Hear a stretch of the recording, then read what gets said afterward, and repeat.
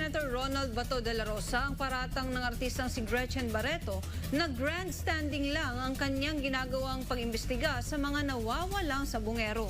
Itinanggi rin ng senador ang paratang ni Barreto na nagsusugal o naglalaro siya ng sabong. Si Margot Gonzalez magbabalita. Para kay Senator Bato de la Rosa, character assassination ang ginagawa ni Gretchen Barreto.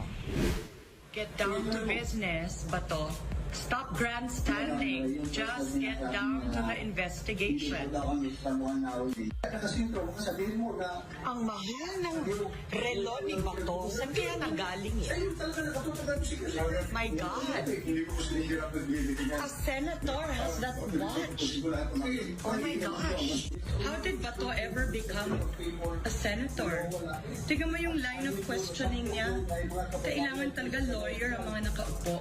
People, vote wisely. Don't vote a Bato.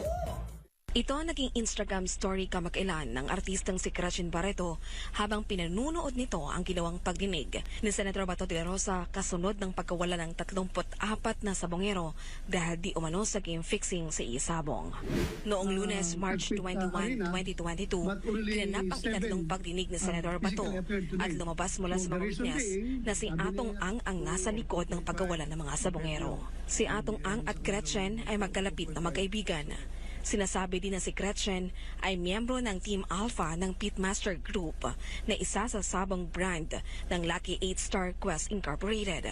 Ang Lucky 8 Star Quest Incorporated ay pagmamay-ari ni Atong Ang. Si Senator Bato sa kabilang banda ay dumepensa sa mga sinabi ni Gretchen. Yung unang-una, sabi niya, mahal daw yung relo ko. Eh, bakit siya labang may karapatan na magsuot ng 85,000 na halaga na tag-viewer na relo? Bakit hindi pala ako pwede? Mahal talaga yun. Mahal yun. Pero sa akin, pero sa kanila, ewan ko kung talagang totoo mahal sa kanila yun. Valterin de la Rosa na hindi siya kailanman naglaro ng sabong. Kaya hindi raw anya totoo na nagkaroon siya ng utang dahil dito. Tapos sabi pa na mayroon daw akong utang sa... Ano, sabi niya may balance daw ako. Paano ako magkakamalas? Never man ako nagsusugal. Never man ako never in my life, kahit na once na nag-bet ako sa sabong, hindi man nangyari sa buhay ko. Dagdag pa nito na hindi grandstanding ang ginagawa nito sa Senado. I never have wanted to grandstand in any of my anything that has to do with my performance of the job. I never grandstand. Ako galit ako din sa mga grandstanding ng mga senador, mga grandstanding ng mga congressman. Ayaw po yun. Kaya I don't know kung nag-grandstanding ba ako, pero it was never my intention na mag-grandstanding ako. Sa kabuuan, naniniwala si Senator de la Rosa na desperado lamang itong gumante dahil sa ginagawa niyang pagdinig. Anya, character assassination ang ginagawa ngayon ni Gretchen. You cannot attack person through issues. You attack him through his character. So character assassination yung ginagawa nila.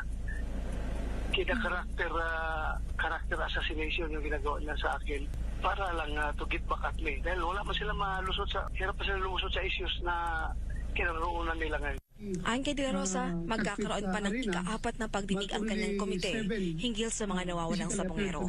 Sinabi naman ito na kailangan pa ng matibay na ebidensya bago masabi na si Atong Ang nga ang nasa likod ng mga pagkawala ng mga individual. Una nang sinabi ni Atong Ang na may conspiracy na ginagawa ang mga kalaban niya sa negosyo.